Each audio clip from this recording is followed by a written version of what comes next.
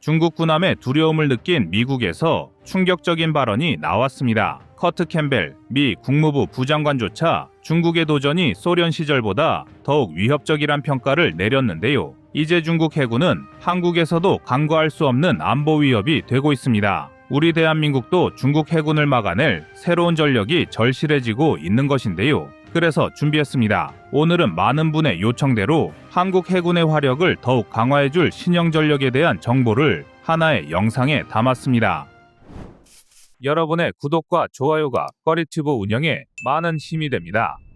한국은 복잡한 해안선과 광범위한 연안 지역을 가지고 있는 작전 환경의 특성상 대규모의 함정 못지않게 소규모의 고속함과 고속정 전력도 매우 중요합니다. 지금까지 한국의 해상 안보를 위협하는 가장 큰 문제는 다수의 물량을 앞세워 해안가로 진입하는 북한의 고속정과 공기부양정이었는데요. 이 때문에 한국은 헬파이어 미사일의 3분의 1에 불과한 가격의 미궁을 개발하고 각종 해안포를 비롯하여 적의 해상 침투를 저지할 대함 전력에 많은 공을 들였습니다. 하지만 역시 해상으로 침투하는 적은 해상에서 제압하는 것이 가장 효율적인 군사작전입니다. 그래서 빠른 속도와 다수의 물량을 앞세워 한국의 해안으로 침투하려는 북한의 고속정과 공기부양정을 제압하기 위해서는 한국도 고속함과 고속정을 다수 보유하고 있으며 고속함과 고속정의 전투력을 강화하는 것은 적성국의 도발을 분쇄하기 위해 매우 중요한 전략적 요소인데요. 그리고 우리 대한민국은 이러한 적성국의 도발을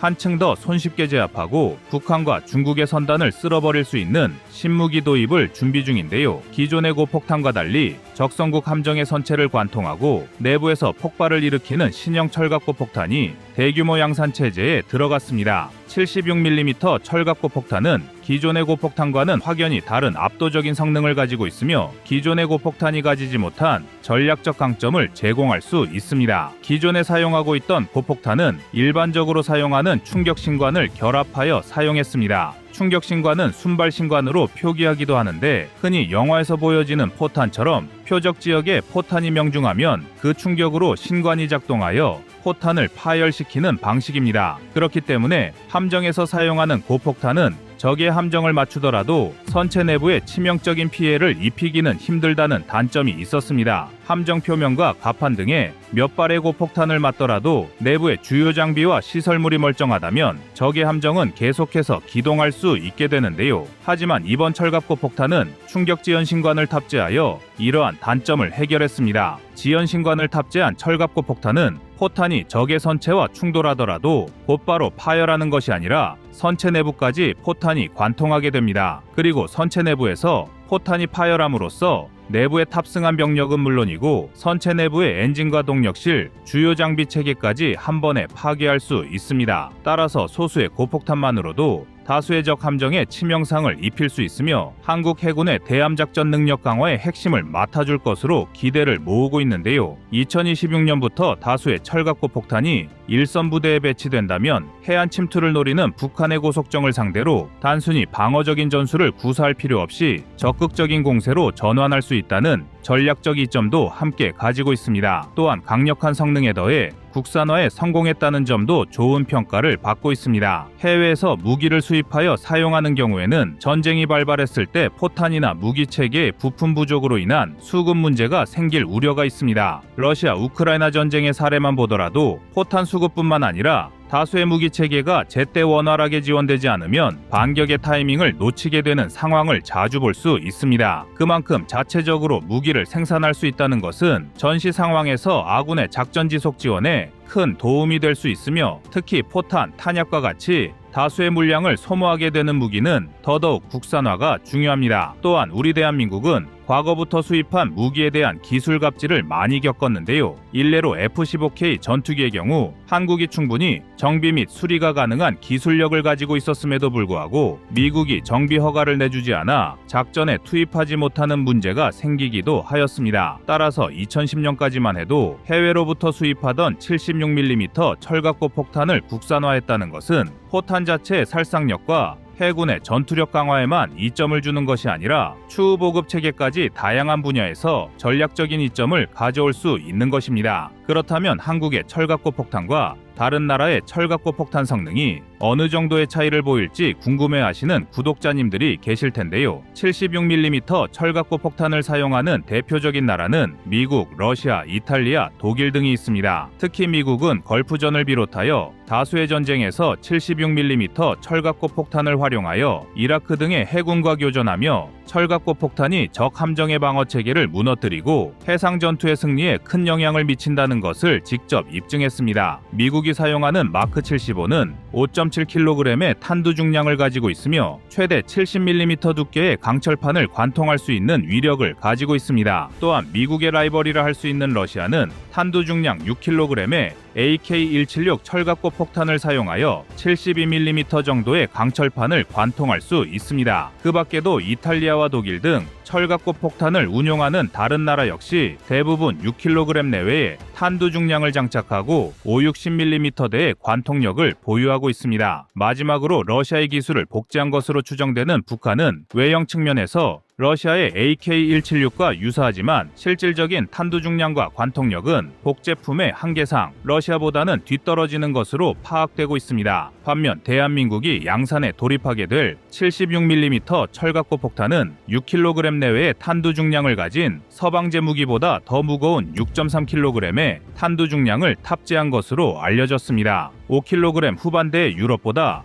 약 500g 이상 더 무거운 탄두 중량을 가지고 있는데 탄두의 중량이 무겁다는 것은 그만큼 더 많은 폭약이 적재되어 있어 살상력이 강하다는 것을 의미합니다. 여기에 더해 탄두 중량이 더 무거움에도 불구하고 고폭탄의 속도는 초속 900m로 초속 800m 수준의 미국제 마크 75보다도 더 빠른 속도를 가지고 있습니다. 당연히 무거운 탄두 중량과 빠른 발사 속도가 합쳐지면 그만큼 더 강력한 파괴력과 관통력을 확보할 수 있는데요. 한국의 철갑고 폭탄은 76mm 두께의 강철판도 관통할 수 있는 위력을 갖춰 미국, 러시아 등보다 한층 더 강력한 성능을 보유하고 있습니다. 흔히 한국의 국방부를 포방부로 지칭하며 압도적인 지상 화력에 초점을 맞추는 경우가 많은데 한국은 지상뿐만 아니라 해상에서도 가장 강력한 관통력을 가진 고폭탄과 76mm 함포를 운용하는 나라가 되었는데요. 한국의 화력 사랑은 역시 함포에서도 이어지고 있습니다. 하지만 이러한 76mm 철갑고 폭탄의 개발 과정은 결코 순탄치만은 않았습니다. 2010년대 초반 대한민국 해군은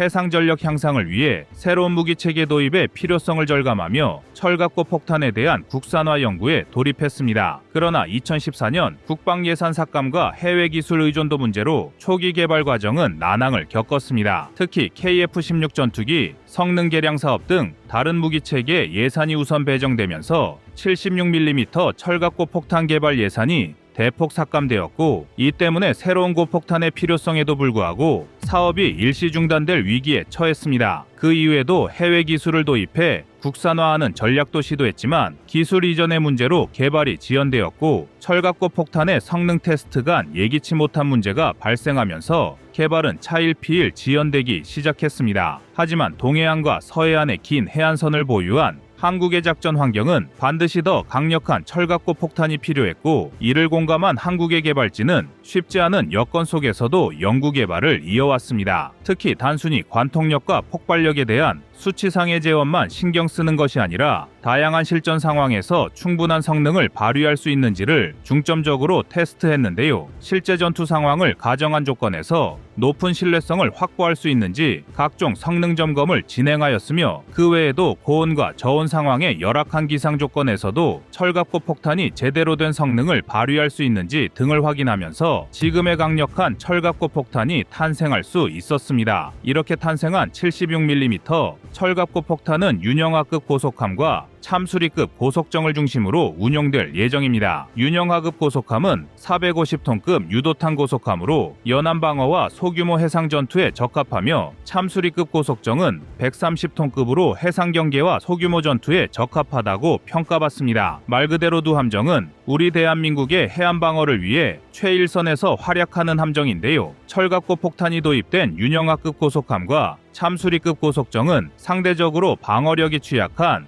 북한의 고속정, 초계정, 상륙정 등을 모조리 격침할 수 있습니다. 반면 지금도 한국 해군보다 전력이 뒤떨어지는 북한으로서는 한국의 철갑고 폭탄을 상대로 기민한 대응을 하고 싶어도 할 수가 없습니다. 철갑고 폭탄을 장착한 한국 해군 앞에서는 북한이 감히 한국의 연안을 상대로 군사 도발을 자행할 생각을 할 수 없게 되는데요. 강력한 철갑고 폭탄과 함께 우리의 영예를 수호하는 대한민국 해군을 응원하겠습니다. 여러분의 구독과 좋아요가 꺼리튜브 운영에 많은 힘이 됩니다. 대한민국을 포함 군사 강국들은 너나 할 것 없이 해상무인기 배치에 속도를 내고 있습니다. 먼저 미 해군은 2018년 시작된 자율 작전 시스템 유령함대 지배자 프로젝트를 착수했으며, 이에 따라 미 해군 제3함대 소속 무인수상정 마리너와 레인저가 일본 요코스카 해군기지에 배치됐습니다. 미 해군은 미 제7함대 관할 지역에서 유인함정과 함께 USV의 성능을 확인하는 데 중점을 두고 있으며, 이 지역에서 직접 USV를 전개하는 훈련을 지속하고 있는데요. 이들 USV는 상대방 미사일 등을 요격하거나 상대 군함을 타격할 수 있는 SM-6 미사일 모듈을 탑재할 수 있는 것으로 알려졌습니다. 그런데 미 해군은 이전부터 USV를 실험해왔습니다. 사우디아라비아, 이스라엘 등과 공조, 일명 태스크포스 59로 명명된 프로젝트를 실행해왔는데요. 지금까지는 이란 해군을 감시하기 위한 소형 USV를 중동 해역에 집중적으로 배치하던 방식이었습니다. 그러나 중국의 해군력이 급성장함에 따라 물량으로선 도저히 이를 저지하기 힘들다고 판단, 본격적인 무인함 개발에 나선 것입니다. 지난해 공개된 항해계획 보고서에 따르면 미 해군은 2045년까지 유인함정 373척과 무인함정 150척을 보유할 계획이라고 하는데요. 중국 역시 이에 지지 않기 위해 USV 개발에 속도를 내고 있습니다. 전술했듯 자체 개발한 200톤급 무인수상정 운행을 시작으로 앞으로 USV를 전략적으로 중요한 섬이나 전초기지 등 별도의 장소에 매복시켜 전시 상황에 투입하려 하고 있습니다. 중국은 상륙전용 USV도 보유 중인데요. 2018년 11월 주하이 지역에서 개최된 차이나 에어쇼에서 최초로 공개된 중국제 USV 마린 리저드 시제품은 알루미늄 합금 본체에 길이 13.5m, 폭 4.14m의 위용을 자랑합니다. 추진 체계는 디젤 발전기 2기로 구성된 하이브리드 디젤 전기 추진 체계를 이용하고 있으며, 자체 배터리를 사용해 8개월 동안 휴면 상태로 유지하다가 필요에 따라 감시 또는 심지어 기습 공격을 감행할 수 있습니다. 또한 중국산 마린 리저드는 50km 밖 연안에서 완전 자율 모드로 원격 조종이 가능하며, 위성 통신을 사용할 경우 더 먼 거리에서도 제어할 수 있습니다. 이렇게 미국과 중국이 무인기 개발에 열띤 경쟁을 보이는 이유는 우크라이나 전쟁에서 그 효용성을 확인했기 때문입니다. 지난 14일 우크라이나군은 해상무인기 USV를 이용 러시아 흑해함대 소속 대형 상륙함인 체자리쿠니코프를 격침시켰습니다. 850kg의 폭발물을 싣고 적을 공격하는 USV의 파괴력은 현대전에서 차지하는 무인 무기체계의 위력을 여실히 보여준 사례인데요. 대한민국 방산 역시 해상무인기 시장에 눈을 뜨고 있습니다. 현재 LIG 넥스원은 4대의 무인 수상정을 동시에 생산할 수 있는 국내 최초 해상무인기 개발 연구 생산동을 갖추고 있습니다. 시험동 내부 가로 23m, 세로 11m, 깊이 5m 크기의 실내 수조에선 자율주행이 가능한 해상무인기 해검2, 해검3, 해검5를 테스트하고 있는데요. 해검 시리즈는 작전에 따라 감시 정찰 기능 강화, 무장 기능 추가, 유무인 복합 등의 기능을 수행하고 있습니다. 이 중 해검2는 수상 수중 정찰형 무인 수상정으로 조류가 강한 환경에서 기뢰나 잠수함까지 포착할 수 있는 용도로 제작되고 있으며, 해검5는 함 탑재용으로 개발되었습니다. 원격 사격 통제 체계를 장착한 해검5는 모함의 지휘 통제에 따라 모함에서 분리, 적진 인근에서 작전 수행이 가능하도록 만들어졌습니다. 해검3는 무장전투 기능 강화에 초점을 둔 연안경계용 무인 경비정입니다. 무인 수상정 전방에 12.7mm 중기관총뿐만 아니라 후방에 2.75인치 유도 로켓 발사대를 장착하고 있으며, 자폭형 드론도 탑재하고 있는데요. 지난해 6월에는 미 해군도 자신들의 무인 수상정에 LIG 넥스원에서 제작한 2.75인치 유도 로켓을 달고 시험할 정도로 관심을 보이고 있습니다. 해상무인기의 핵심은 작전 반경에 있다고 할 수 있는데요. LIG 넥스원은 적외도 위성통신 서비스를 제공하는 미국 스타링크와 손잡고 수백에서 수천 킬로미터 떨어진 적진에서 작전도 수행할 수 있다고 설명하고 있습니다. LIG 넥스원이 개발한 무인 수상정은 이미 최고 기술에 도달했는데요. 바람, 너울, 해류 등 해상 상태를 표시하는 등급에서 국내 유일 4등급에서도 운행이 가능, 파도 높이 2.5m에서도 작전을 수행할 수 있습니다. 여기에 무인 수상정이 쓰일 인공지능도 추가되는데요. AI를 기반으로 해상 장애물을 탐지하거나 장애물을 회피하는 기술까지 확보하고 있습니다. 그리고 이 모든 계획은 우리 해군이 추진 중인 유무인 복합체계의 네이비시 고스트의 일환이라 할 수 있습니다. 대한민국 해군은 작년 6월 유인 특전팀과 함께 무인 수상정과 무인 항공기 30대를 동원 유무인 복합체계 상륙작전도 선보인 바가 있습니다. 그러나 국방력은 공격용 무기만 가졌다고 해서 우위에 설 수 없습니다. 지난해 9월 창설한 드론 작전사령부에선 공세적 임무인 드론 공격작전과 적 드론을 방어하는 대드론 작전 임무를 맡고 있는데요. 현재 우리 군은 공세적 임무에선 보유한 소형 무인기를 사용해서 북한의 침투, 정찰 및 타격 작전을 진행할 능력을 갖춘 것으로 알려져 있습니다만 문제는 드론 방어 작전입니다. 무인기는 쏘는 것보다 막는 것이 더욱 중요한데요. 적의 대량 드론 포화 공격을 막아내는 데 성공하는 것은 단순한 방어가 아니라 적의 핵심 역량을 무력화시키고 반격의 기초를 닦아 전쟁을 종결하는 데 가장 큰 조건이기 때문입니다. 드론을 방어하는 대드론 체계는 대통령실이나 원자력 발전소, 전방 지역 시설을 방어하는 고정형 대드론 체계와 지역을 방어하는 기동형 대드론 체계로 나뉘는데, 드론 작전사령부는 이 중 우리 영토의 80%에 달하는 영역 기동형 대드론 체계 작전을 담당합니다. 하지만 반대로 말하자면 현재 우리 국토의 일부는 여전히 적의 드론 공격에 대응할 방안이 없어 취약한 상태인 것인데요. 지금까진 육군 항공대의 공격 헬기 및 공군 전술 항공통제기 KA-1을 사용해서 드론 요격 작전을 수행했지만 두 무기 체계 모두 드론과의 전투를 위해 개발된 장비가 아니어서 추적과 요격이 어렵다는 단점을 갖고 있습니다. 이에 국방과학연구소는 적국의 무인기를 막아내기 위한 세계 최고 수준의 드론 요격 시스템을 개발 중인데요. 2025년까지 30km 밖에서 드론을 탐지해 킬러 드론을 충돌시켜 파괴할 요격 시스템을 구축할 계획입니다. 이런 종류의 무인기 중 가장 유명한 무기가 미국 RTX사의 코요테 블록2인데요. 코요테 무인기는 당초 정찰, 타격, 잠수함 발사 등 다양한 용도로 쓰이는 모듈형 무인기로 만들어졌다가 작은 제트 엔진을 달아서 개조한 대드론 요격용 드론입니다. 가격도 비교적 저렴한 대당 10만에서 20만 달러 수준으로 드론 타격 무인기 시장을 선도할 뿐만 아니라 중동 지역의 주둔한 미군을 보호하는 용도로 실전 운영 중입니다. ADD는 두 가지 형태의 대드론 타격 소형 무인기를 개발 중인 것으로 알려져 있는데요. 첫 번째로 공개된 드론 타격 무인기는 드론 속의 드론 형태로 제작됐습니다. 수직이 착륙 기능이 있는 고정익 무인기에 두 대의 초소형 타격 무인기를 탑재해 드론이 날아다니면서 순찰하다가 적 드론을 발견하면 초소형 타격 무인기가 요격하는 방식이죠. 그리고 ADD가 새롭게 공개한 대드론 타격 소형 무인기는 앞서 말한 RTX의 코요테 무인기나 폴란드의 워마이트 튜브, 중국의 CH-901 무인기와 같은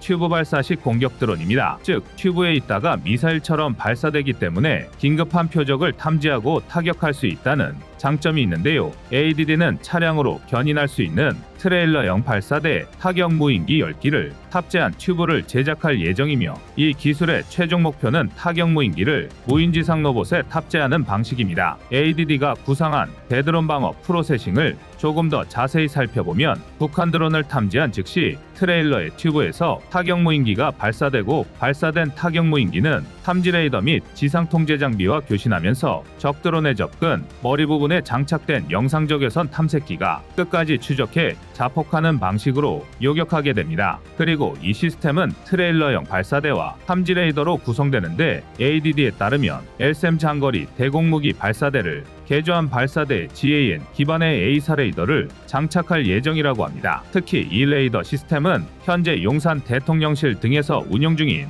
드론 탐지 레이더보다 탐지 범위가 3배 이상 늘어나 약 30km 밖의 북한 무인기도 잡아낼 수 있을 만큼 우수한 고성능을 목표로 하고 있다는데요. 현재 기본 설계 리뷰까지 마쳤으며 조만간 상세 설계 리뷰를 마칠 것이라고 합니다. ADD는 대드론 타격 소형 무인기의 대량 생산과 실전 배치와 함께 이 시스템을 해상 방어용으로 발전시킬 계획인데요. 기기의 완성도는 물론 양산 경제성에 주안점을 두고 개발 중입니다. 무인기의 개발은 중국과 북한의 국방력 확장에 대응하는 것은 물론 인구 절벽에 따른 우리 군의 병력 배치에 대한 부담을 줄이기 위해서라도 반드시 성공시켜야 할 프로젝트인데요. 글로벌 방산 시장 역시 무인기를 인명 손실을 최소화하기 위해 미래 전장에서의 핵심 전력으로 보는 만큼 서둘러야 할 개척 분야라 할 수 있습니다. 늦어도 올해 하반기 무인수상기와 ADD가 개발한 배드런 타격 무인기가 적의 위협으로부터 우리 국토를 지키는 모습을 볼 수 있을까요?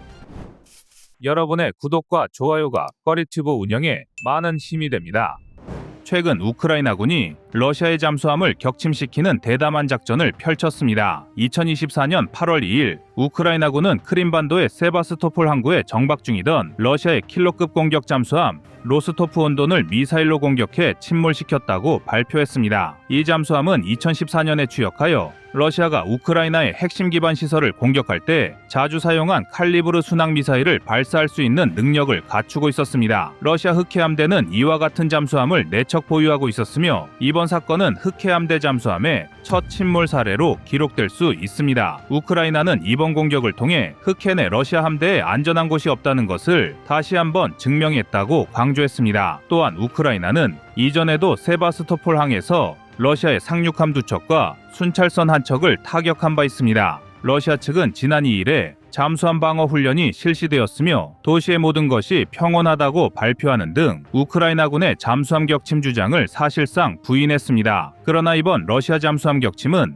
우크라이나가 서방에서 제공한 미사일과 자체 개발한 드론을 효과적으로 활용하여 러시아의 군사력을 타격한 사례인 동시에 대잠 작전의 중요성을 보여줍니다. 대한민국 해군의 잠수함 전력은 세계 6위 정도로 꽤 준수한 편이지만 대잠 전력 역시 이에 못지않습니다. 최근에는 우리 해군이 오랫동안 요구해왔던 MH-60R 시호크 해상작전 헬기를 도입하여 대잠 전력을 한층 강화하고 있습니다. MH-60R 시호크는 미국 로키드 마틴사나 시콜스키사가 제작한 헬기로 UH-60 블랙호크를 해상작전에 맞게 개조한 모델인데요. 대잠수함전, 대함전, 수색 및 구조 등 다양한 임무를 수행할 수 있는 능력을 갖추고 있어 해군 작전에서 중요한 역할을 합니다. MH-60R 시호크는 길이 19.7m, 너비 3m, 높이 5.23m, 최대 이륙 중량 1400kg으로 최고 속도 시속 270km, 항속거리 830km의 성능을 자랑합니다. 또한 AN/APS 153V 레이더와 AN/AQS 22D 핑 소나를 탑재하여 뛰어난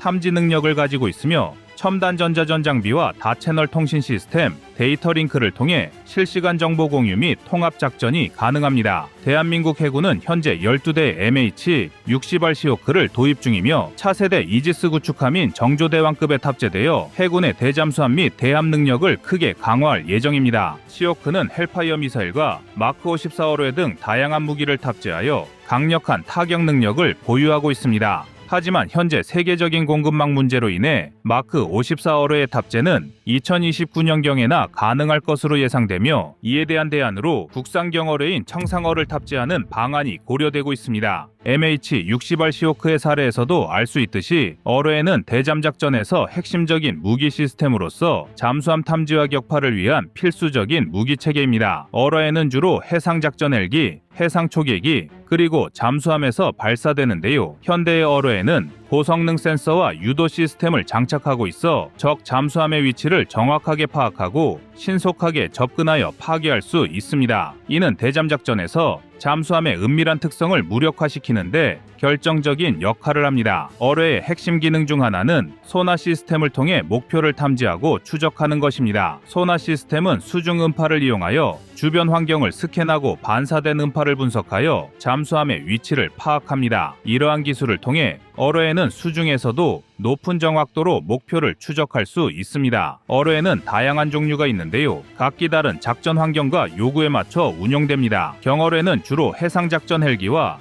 해상 초계기에 장착되어 빠르고 기동성 있는 공격을 수행하며 중어뢰는 잠수함에 장착되어 장거리에서 강력한 공격을 할 수 있습니다. 그렇다면 대한민국이 개발한 어뢰에는 어떤 것들이 있을까요? 먼저 국내 최초로 개발된 중어뢰 백상어를 꼽을 수 있습니다. 백상어는 적의 수상함과 잠수함을 효과적으로 공격하기 위한 고성능 수중 유도 무기로 국방과학연구소와 LIG 넥스원이 공동 개발했습니다. 백상어의 직경은 533mm이며 길이 6.5m, 무게는 1톤입니다. 사정거리는 약 50km에 속도는 50에서 60노트고 손원 1급 잠수함과 도산 안창호급 잠수함에 탑재되어 운용됩니다. 백상어는 광대역 음향 센서를 통해 강화된 탐지 능력과 고정밀 항법 유도 조종 기능을 보유하고 있으며 고속 추진 기술과 실시간 데이터 처리 기술을 적용해 적의 함정을 효과적으로 추적하고 공격할 수 있습니다. 또한 선유도 방식으로 잠수함과 광섬유 통신선을 통해 연결되어 전투 체계로부터 유도 명령과 통제를 받습니다. 특히 명중률을 극대화하는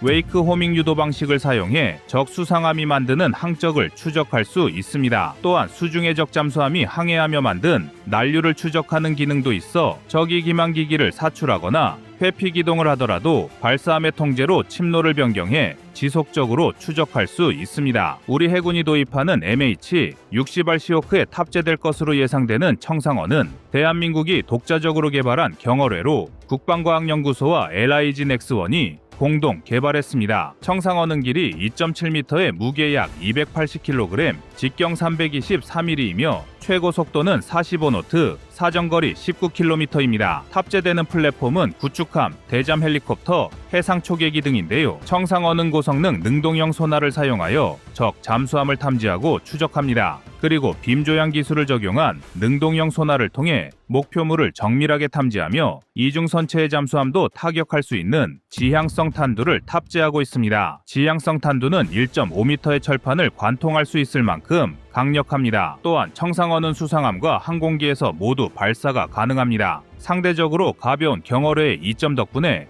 구축함, 대잠 헬리콥터, 해상 초계기 등 다양한 플랫폼에서 운용할 수 있어 대잠 작전의 유연성을 크게 높여줍니다. 청상어의 탐지 시스템은 세계 최고 수준의 성능을 자랑하는데요. 고성능 소나 시스템을 통해 목표물을 신속하게 탐지하고 높은 명중률을 자랑하는 유도 시스템을 통해 적 잠수함을 추적합니다. 게다가 발사 후 자동으로 목표물을 추적하는 파이어 앤 폴겟 방식이 적용되어 발사 플랫폼과의 지속적인 통신 없이도 자율적으로 목표물을 타격할 수 있습니다. 이외에도 어뢰와 유도 로켓을 결합한 혁신적인 무기체계 홍상어가 있는데요. 역시 국방과학연구소와 LIG 넥스원이 공동 개발한 홍상어는 구축함과 호위함에 탑재됩니다. 홍상어는 어뢰와 로켓 추진 시스템을 결합한 구조로 인해 발사 후 빠르게 수직으로 상승한 후 목표 지점에 도달하면 다시 수중으로 진입하여 목표를 타격하는 방식으로 작동합니다. 이러한 구조는 적 잠수함과 수상함의 회피 기동을 무력화하고 다양한 환경에서 효과적으로 작동할 수 있게 합니다. 또한 고성능 소나 시스템을 탑재하여 적의 잠수함과 수상함을 정확하게 탐지하고 추적합니다. 이 시스템은 능동 및 수동 모드로 작동하며 다양한 해상 환경에서도 높은 탐지 성능을 유지합니다. 홍상어는 적의 잠수함뿐만 아니라 수상함도 효과적으로 타격할 수 있는 다목적 어뢰로서 목표물에 도달한 후 수중으로 재진입하여 목표물을 정밀하게 타격합니다. 홍상어는 2020년대 초반에 개발이 완료되어 대한민국 해군에 도입되었는데요. 홍상어의 도입으로 대한민국 해군은 해상에서의 전술적 우위를 확보할 수 있게 되었으며 특히 북한의 잠수함 전력에 대한 효과적인 억제 수단을 갖추게 되었습니다. 그런데 이게 다가 아닙니다. 대한민국은 초공동 어뢰까지 개발하고 있는 중입니다. 초공동 어뢰는 기존 어뢰와는 달리 물속에서의 저항을 획기적으로 줄여 엄청난 속도로 목표물을 타격하는 첨단 무기 체계인데요. 예를 들어 러시아의 VA-111 시크발 어뢰에는 수중에서 200노트를 상회하는 370에서 550km 포아워 이상의 속력으로 항주가 가능하고 독일의 바라쿠다 초공동 어뢰에는 시속 800km에 달하는 속도를 자랑하며 물속의 미사일로 불릴 정도입니다. 국방과학연구소는 2015년 아덱스에서 초공동 어뢰 모형과 영상을 공개했고 사거리 100km와 시속 800km를 목표로 하고 있습니다. 대한민국 해군은 다양한 어뢰를 개발하며 북한의 잠수함 전력을 억제하고 해상에서의 안전을 확보할 수 있는 능력을 강화해왔습니다. 강력하고 뛰어난 성능의 어뢰 개발과 배치는 대한민국이 수중 유도 무기 체계에서 독보적인 기술력을 보유하고 있음을 보여주는 중요한 사례라고 할 수 있을 것 같습니다. 여러분의 구독과 좋아요가 꺼리튜브 운영에 많은 힘이 됩니다. 중국에서의 내외화 전략과 해양 군사력 증강은 한국에게 중대한 위협으로 작용하고 있습니다. 중국은 최근 서해 공정을 가속화하면서 중국 항공모함을 항공 영해에 접근시켰습니다. 이러한 중국 항모의 동향은 한국 전역을 상대로 군사작전을 수행할 수 있는 가능성을 시사하며 한국 정부와 군 당국의 적극적인 대응의 필요성을 제기하고 있습니다. 서해는 베이징과 가까우며 역사적으로 중국을 침략하는 경로였기 때문에 중국에게 매우 중요한 전략적 해역입니다. 중국이 서해를 자신들의 든든한 뒷배로 만들어 대만이나 남중국 해로의 세력 확장을 용이하게 하려는 계획을 가지고 있다는 분석도 있습니다. 실제로 최근 중국은 그들의 세 번째 항공모함인 푸제남의 최신 영상을 공개했습니다. 푸제남은 중국이 자체 설계하고 건조한 첫 사출형 항공모함으로 현재 동력 테스트 중이며 조만간 항해 테스트를 거쳐 내년 초 정식 취역할 것으로 예상됩니다. 중국이 이처럼 전략급 군사 장비인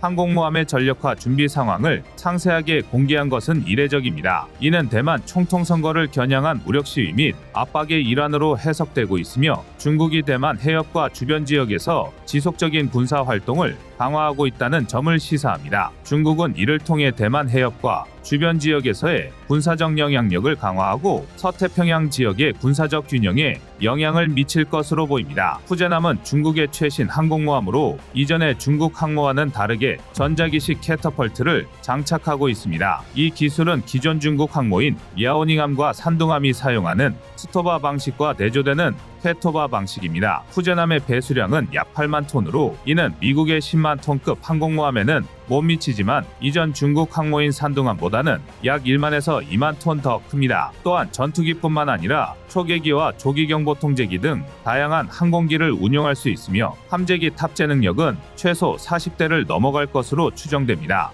중국의 해군력 증강과 푸제남의 도입은 서로 밀접하게 연관되어 있습니다. 중국은 역사적으로 대륙 중심의 국가였으나 해양 국가로의 변화를 시도하고 있습니다. 이러한 전략적 배경 속에서 푸제남과 같은 항공모함의 도입은 중국의 해양 군사력을 강화하는 중요한 수단입니다. 이는 서해뿐만 아니라 대만과 남중국해 지역으로의 군사 작전 범위를 확장하는 데에도 관여합니다. 따라서 중국의 서해 내해화 전략과 푸제남의 도입은 인근 국가들에게 중요한 안보 이슈를 제기하며 지역적 군사 균형에 영향을 미치고 있습니다. 한국에게는 더욱 위협이 될 수밖에 없는데요. 이러한 동향은 중국 항모가 한국 전역을 상대로 군사 작전을 수행할 수 있는 능력을 가지고 있음을 보여주며 한국 정부와 군 당국에게 적극적인 대응의 필요성을 제기합니다. 한국의 가장 적절한 대응 수단이라면 중국 해군력에 맞서는 전력 강화입니다. 하지만 1대1로 맞붙기에는 중국의 해군력이 너무 커져서 현실적으로는 어려운 방법입니다. 그래서 거론되고 있는 무기체계가 대함탄도미사일입니다. 우선 대함미사일과 대함탄도미사일의 차이에 대해서 알아야 할 필요가 있습니다. 대함미사일과 대함탄도미사일은 두 가지 다른 유형의 미사일로 그 용도와 특징이 서로 다릅니다. 대함미사일은 전함과 거함거포주의 종식을 가져온 중요한 무기체계입니다. 대함미사일은 비교적 느린 속도에 함선을 격침시키는 데 탁월하지만 수납 능력이 다소 떨어지며 크고 무거운 미사일에 강력한 탄도를 사용합니다. 대함탄도미사일은 지상에서 발사되며 발전된 정밀유도 및 탐색 기술을 통해 해상 표적에 대한 공격이 가능하게 됩니다. 특히 기존 해군의 방어체계를 뚫을 수 있는 능력을 갖추고 있으며 특히 대함미사일에 비해 탄도 중량이 크고 발사 후 대기권을 벗어나 빠른 속도로 낙하합니다. 이로 인해 파괴력이 크며 정확도도 향상되었지만 운용이 까다롭다는 단점이 있습니다. 두 미사일 모두 장단점을 가지고 있지만 항공모함 파괴에 더 적합한 미사일은 대함탄도미사일입니다. 그도 그럴 것이 대함탄도미사일은 항공모함을 격침시키기 위해 개발된 미사일이며 통상적인 탄두의 폭발과 운동에너지를 사용하여 항공모함을 한 번에 격침시킬 수 있는 수준으로 만들어졌습니다. 이러한 미사일은 움직이는 항공모함에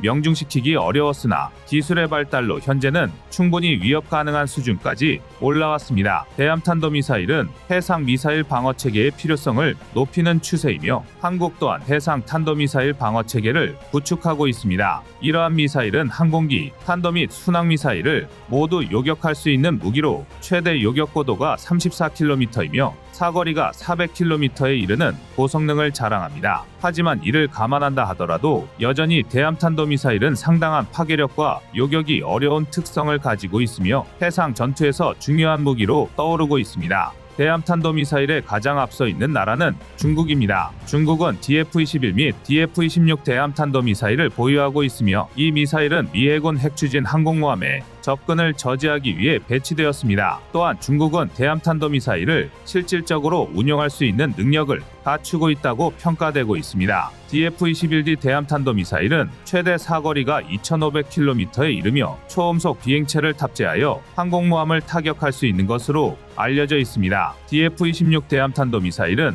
최대 사거리가 4,000km의 핵탄두를 탑재할 수 있습니다. 하지만 중국이 개발한 대함탄도미사일들은 정밀성이 떨어져 실제로 항모를 타격하는 것은 어려울 것이라는 분석이 많습니다. 이란도 대함탄도미사일을 개발 중인데요. 대함탄도미사일을 운용하기 위해 무인정찰기와 장거리 레이더 체계를 구축 중이며 중국과 함께 대함탄도미사일을 필두로 한 미 핵항모를 격파하는 전략을 적용하고 있습니다. 더 심각한 건 북한도 대함탄도미사일을 개발하고 있다는 것입니다. 북한은 KN-23 등의 고체연료 단거리 탄도미사일을 개발하고 있으며 이러한 미사일을 대함탄도미사일로 개조하여 사용할 가능성도 있습니다. 북한은 자체적으로 대함미사일과 지대공미사일을 개발했으며 이러한 미사일들에 탑재되는 탐색기의 기술은 대함탄도미사일 유도체계에도 적용이 가능할 것으로 예상됩니다. 또한 북한은 최근 노동당 제8차 대회에서 감시정찰 능력 강화와 극초음속 무기 개발 등을 강조하며 대함탄도미사일 위력을 극대화하는 데 필요한 기술들을 갖추고 있는 것으로 파악됩니다. 북한이 전술핵 등 비대칭 무기 강화를 꾀하고 있는 가운데 김정은이 지시를 내리면 새로운 형태의 대함탄도미사일을 수년 안에 선보일 것으로 전망되고 있습니다. 이런 상황에서 한국도 손을 놓고 가만히 있을 수는 없습니다. 북한도 북한이지만 일단 눈앞에 놓여 있는 가장 중대한 위협은 후제남과 대함탄도미사일 등의 군사력을 바탕으로 서해 내해화에 몰두하고 있는 중국입니다. 비상식적이고 불법적인 중국의 서해 내해화에 대응하여 외교적 대화 채널을 가동할 수도 있을 겁니다. 그리고 국제사회와 협력하여 중국의 서해 내해화에 대한 국제적인 압박을 하는 방법도 있습니다. 하지만 후한무치한 중국을 상대로 이런 방법이 통할 리가 없습니다. 가시적인 성과를 내는 데는 시간이 걸리겠지만 그래도 제일 확실한 방법은 한국의 해군력 증강입니다. 우선 중국의 대함탄도미사일을 방어할 수 있는 수단이 있어야 하며 한국 역시 대함탄도미사일을 포함한 여러 유형의 미사일을 개발하고 운용하는 군사적 대응을 통해 중국의 서해 내해화에 대응할 수 있습니다. 다행히 한국은 이런 조건에 모두 해당됩니다. 한국은 대함탄도미사일을 방어하기 위해 SM-6, SM-3 등의 미사일 방어 체계를 도입하고 있습니다. SM-6는 단거리 및 중거리 대함탄도미사일을 요격하는 미사일이며 최근 미국이 한국에게 판매 승인을 내렸습니다. SM-3는 대기권 상에서 비행하는 중장거리 탄도미사일을 요격하는 미사일인데요. 한국은 이러한 미사일 방어 체계를 통해 대함탄도미사일 위협에 대응하고 있습니다. 이를 위해 한국은 미국과의 군사적 협력을 강화하고 미국산 미사일 방어 체계 도입에 박차를 가하고 있습니다. 그리고 한국은 세계에서 7번째로 잠수함 발사 탄도미사일 SLBM 개발에 성공한 군사기술 강국으로 그 어떤 나라도 이제는 한국을 무시할 수 없는 수준에 도달했습니다. 또한 한국형 항공모함 계획도 진행되고 있어서 우리의 해군 전력도 꾸준히 강화되고 있습니다. 이게 다가 아닙니다. 대한민국도 대함탄도미사일을 개발하고 있는 중인데요. 2022년 해외의 해군 전문 매체 네이벌 뉴스가 한국 국방과학연구소가 대함탄도미사일을 개발하고 있다는 기사를 게재한 것입니다. 국방과학연구소가 밝힌 바에 따르면 현재 개발 중인 대함탄도미사일은 다수의 통신위성과 합성개구 레이더를 탑재한 저궤도 정찰위성을 띄워서 중국 등 적대적인 국가의 해군 동태를 감시하는 것을 기본으로 합니다. 감시 중 만약 명백한 이상 징후가 포착되면 대함탄도미사일을 발사해 중국의 항공모함이나 대형 구축함을 초반에 무력화시킨다는 전술입니다. 그런데 사실 한국은 이미 대함탄도미사일을 가지고 있는 것이나 마찬가지인데요. 바로 현무포의 존재입니다. 사거리 500km에 탄두 중량이 1톤에서 2.5톤에 달하는 현무를 쏟아부으면 중국 해군의 주력인 북해함대나 동해함대를 단 몇 분 만에 파괴하는 것도 가능합니다. 중국이 그토록 주장하고 내세우던 반접근 지역 거부 전략을 역으로 한국이 현무포로 구현할 수 있는 것입니다. 중국은 서해 내해화 등의 서해 공정을 펼치기 전에 대한민국이 자신들에게 어떤 불벼락을 내릴 수 있는지를 먼저 파악해야 할 것 같습니다. 이상 꺼리튜브였습니다.